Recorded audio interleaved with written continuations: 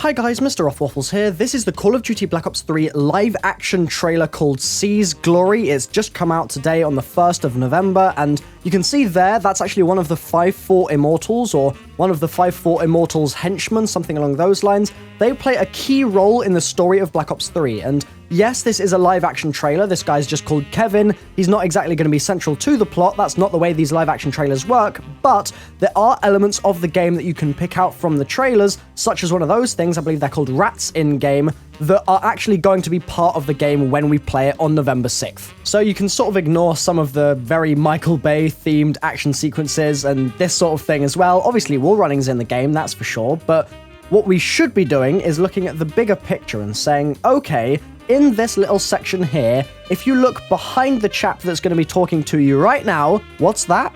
It's a gramophone. So is that a hint to the fact that on Origins, the gramophone was central to what we had to do in the Zombies map, Origins that is, central to what we had to do in order to get the staves and ultimately complete the Easter egg?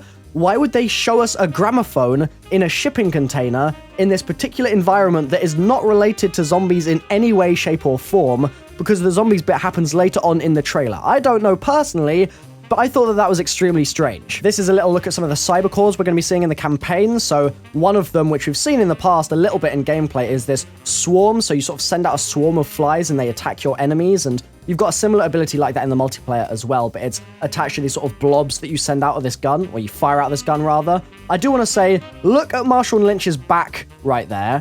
Look at what he's got on his back, and just enjoy that prospect. This is the zombie section of the trailer.